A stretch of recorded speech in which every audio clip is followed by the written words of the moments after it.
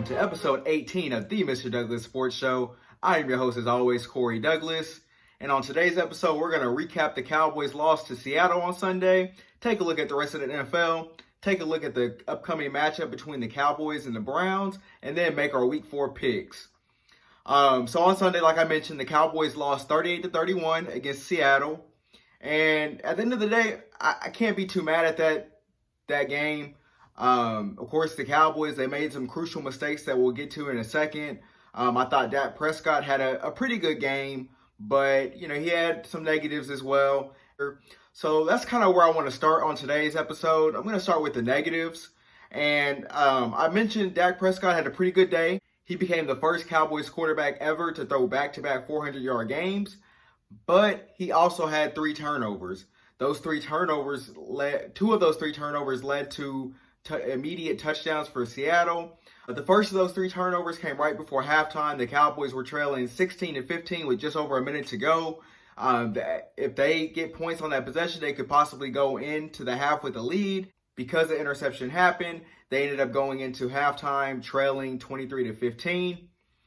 And because Mike McCarthy's strategy to this point in the season has been, we're going to kick off to begin the game and try to get the ball right before halftime. That way it sets us up with what they call a double-double, which means you get the ball right before halftime and immediately after halftime. That plan did not work because of another Dak Prescott turnover. This time it was a fumble, and it led to the Seattle Seahawks taking a 30-15 lead. Obviously, they came up, to take the lead 31-30 late in the game, but those crucial turnovers and losing the turnover battle in back-to-back weeks, that can't be something that stays consistent with this team. That's back-to-back weeks with 3 turnovers. So ball security definitely should be a focal point for this upcoming weekend against Cleveland. So my next negative is special teams. I think a lot was made with Bones Fossil coming in to take over the special team coaching duties this season because the special teams for the Cowboys has historically been bad. It didn't get any better this week.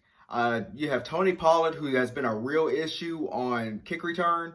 And in this game, he fumbled the ball at the goal line, recovered it at basically the 1-inch yard line, which immediately led to a safety. Seattle took the lead 9-3 at that point. And then you have Greg Zuerlein. He missed the extra point, got one blocked. And special teams is so crucial in the NFL. And it comes down to, most of these games come down to 1 or 2 points. So when you're giving them away, on kick return and then you're missing kicks, those definitely cost you at the end of the game, and it cost the Cowboys on Sunday. Going on to my next negative is just the amount of penalties that this team is making, especially on defense. There was a stretch in that game early in the second quarter that led to one of the Seattle touchdown drives where you had illegal contact on Darryl Worley. You had Lewis, illegal contact on a Worley pick. And then you had PI on Brandon Carr in the goal line, which led to a touchdown to Tyler Lockett, one of his 3 on the day. And then there was a huge penalty, which this one is kind of suspect. It was ruled illegal contact on Jalen Smith pushing Greg Olsen out of bounds right before halftime. They initially called Greg Olsen for illegal contact because he had stepped out of bounds.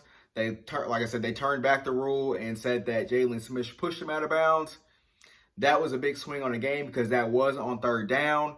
If they don't call that penalty or leave it as the penalty on Olsen, you're looking at Seattle kicking a field goal to only go up 19-15 versus going up 23-15 at halftime. Tristan Hill was flagged late on the 2-point conversion that Seattle had when they took the lead on Russell Wilson's 14th touchdown pass to DK Metcalf. He got ruled for a late hit on Russell Wilson. And then he had the dirty play on Chris Carson where he did the gator roll. Mike McCarthy kind of stood up for him. But to me, looking on the outside, I definitely don't condone that behavior. And Chris Carson, from what I know, he's a good guy and hasn't done anything to anybody. So you don't want to see that when people are getting hurt. And then my final negative on the day, and you don't find his name on this list very much, but Ezekiel Elliott, he had a terrible game on Sunday. He only had 14 carries for 34 yards. And then he had 6 catches for 24 yards on 12 targets. He had at least 3 drops. I think you could really give him 5. But the one thing that just stood out, like I mentioned, the 12 targets that he had. You look at the comparison to Alvin Kamara, who played late Sunday night against the Packers. He had 14 targets, turned that into 13 catches, 139 yards. So it just wasn't a very productive day on Ezekiel Elliott. Like I said, you won't find that happening very often, but it happened Sunday. And that's 2 times in a row that we've gone to Seattle, and he's had kind of like a game where he's just not focused. So I look for a big response on Sunday. All right, so one thing that I do have to touch on just with the defense, I will say I don't think it's as bad as the numbers come out to be as far as the points given up. They've given up 77 points in the last 2 games, but I think they've been put in some real bad positions. Like I said, the Cowboys have had 3 turnovers in the last 3 games in each of the last 2 games. But one thing that I am kind of concerned with is they're giving up a ton of big plays on defense, and that's one thing that Mike Nolan's defenses have always done. It's just that the ability to take the ball away has kind of masked the Mike Nolan defense giving up big plays. And right now, through 3 games, they're not taking the ball away and they're giving up big plays. So that's where you kind of see some of the numbers are adding up. And then I think one other thing that's hurting this defense is a couple of things. One, they're not healthy. You have Cheeto out, Anthony Brown out. Now, I don't know how big of a difference they make because they're decent players, but I don't think they're game changers. But I think it comes down to the personnel overall. They got rid of their best corner, Byron Jones, last offseason. And a big component to that was prioritizing Jalen Smith over Byron Jones. You give Jalen Smith basically Byron Jones' money. And I think a lot of people want to talk about Ezekiel Elliott and they shouldn't have paid the running back, yada, yada, yada. But I think the bigger mishap for the Cowboys front office was prioritizing Jalen Smith over Byron Jones. All right, so enough with the negatives because there were a couple of positives in this past game. So I'm going to give my 3 stars of the game.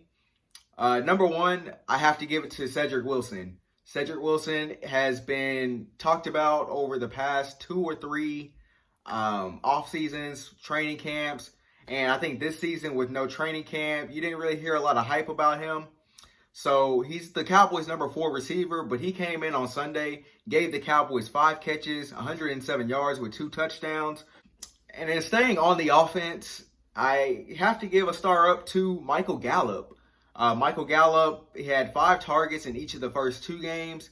This time he came around with 6 catches, 138 yards, and a touchdown. And he appears to be, at least through 3 games, the Cowboys' deep threat when they're trying to stretch the field. Michael Gallup is that go-to, and he is that go-to guy. And he's shown a great ability to make that play when his one-on-one matchups are being called. And then my 3rd and final star up has to be the NFL sack leader, Aldon Smith. He had 3 sacks on Sunday, and he now leads the NFL in sacks for the season. And again, this is a guy that hasn't played football in 5 years, and he already has 4.5 sacks this season. As compared to the $20 million man that I mentioned last week, number 90, DeMarcus Lawrence, has half a sack since last Thanksgiving. So that's a real problem. The pass rush has to be there, and it just hasn't been there to this point. So that concludes my recap for the Cowboys-Seahawks game. So let me go ahead and transition over to the rest of the NFL and what I took away from this week's action. All right, so I obviously have to start with the NFC East. And I mentioned this on last week's episode, but the NFC East is a disaster. No NFC East team won a game this past weekend. Cowboys lost. Eagles tied with the Cincinnati Bengals, which it's not a good look for them. The talk out of Philly is that if there were actually fans there, they feel like the fans would have pressured Doug Peterson into making a quarterback change already. And this is a guy, Carson Wentz, that they've already paid a big contract to, a contract extension. He already has 6 picks this season, so that's been a problem. The Washington football team lost to Cleveland, so that's 2 straight losses for them after starting off 1-0 against those Eagles. And the Giants get smacked at home by the San Francisco 49ers despite all the 49ers injuries. And the whole division has 2 combined wins, and you can make a case that they should have one at the most, really, because the Cowboys really should have lost that game to Atlanta in week 2. And I mean, it's going to take 7-8 wins to win that division, which is why, as much as you can make fun of the Eagles and clown them, they're half a game out of first place, so the season's not over. Now, the Eagles do have a tough upcoming schedule. They go to San Francisco this week. They play Baltimore and Pittsburgh the following 2 weeks. So, I mean, you could really look at 0-5 and 1 at this point, in week 7. My number 2 takeaway is just the quarterback play that I've seen from Josh Allen, Russell Wilson, and Aaron Rodgers. I think those 3 have to be the lead in MVP talks through 3 weeks. My number 3 takeaway, or the number 3 thing I learned from this past weekend, and this is something that's been going on for years now, at least a couple of years, and that's Sean Payton's just determination to put Taysom Hill in the game. And I just don't understand. Like, he's playing the wildcat position, he's playing tight end, he's playing on special teams, and it's just too much. And it cost them Sunday night against Green Bay when he had the costly fumble in the 4th quarter, which immediately led to Green Bay getting 2 points. Number 4 thing I learned this weekend, and it's just a continuation of just the Atlanta Falcons history. You go back to the Super Bowl up 28-3 against the Patriots. They blow that. And then you come into the Cowboys game, and, they're up 15 with 4 minutes to go. They can't recover the onside kick, and they lose that game. And then they come up and follow it again on Sunday against the Bears, get up 26-10, and they can't close that game either. They're 0-3, and I think there's going to be some consequences heard around Atlanta with Dan Quinn at some point, either this season or after the season. My number 5 thing I learned this weekend is Nick Foles is really comfortable in that backup role. Now, coming into the season, I don't know how Nick Foles didn't win that job over Mitchell Trubisky to begin with, but with the team down 26-10 against Atlanta, he brings them back. I don't think we've heard the last of that quarterback situation in Chicago. It wouldn't surprise me at all if Nick Foles throws out a couple of stinkers and then Mitchell Trubisky is back out there, because I don't think Nick Foles is very good. He got the ring in Philly, but I think that was just kind of lightning in a bottle. My number 6 thing I learned is y'all have to stop disrespecting Patrick Mahomes. Stop with the Lamar Jackson's better than him. Stop with the Russell Wilson, as great as he is. He's not better than Patrick Mahomes, and it was on full display again Monday night. To me, it looked like Patrick Mahomes took that matchup personally. There was an offseason ranking where Lamar Jackson was ranked as a better quarterback than Patrick Mahomes. All right, so my 7th and final thing that I learned from this past weekend, and this is more so of a comparison, and it was regarding Lamar Jackson. Lamar Jackson probably had one of the worst games of his career this past Monday night, throwing only for 97 passing yards, which is almost insane in today's NFL era. And the comparison I have for Lamar is Giannis Antetokounmpo from the NBA. And with Giannis in the NBA, he has his limitations. With Lamar in the NFL, he has his limitations. Now, for Giannis, it's more so of how you defend him once you get to playoff time. You're able to stack the paint, make sure he's not able to drive, make sure he's not able to get those dunks, make sure you keep him out of the fast break. And when you get Lamar into a game against a high-powered offense on the other side, like a Patrick Mahomes, he's forced to get into a game where you can't control the game on with your legs. The Baltimore can't control it with their run game. So at this stage in his career, and I think this is why he's 0-3 against Patrick Mahomes now in his career, it's because Patrick Mahomes, when you go against the Chiefs, your offense feels the pressure of having to go up and down the field and score consistently, or you're going to get beat. And in this game, the Ravens fell behind 27-10, and it was really, even though they ended up making it a game a little bit, but it was really game over at that point because, as you can see by his final stat total, 97 passing yards, you can't get it done with that. So I compare Lamar Jackson to the Greek Freak in the NBA. It's just as far as limitations. Obviously, Lamar Jackson is still a great player overall.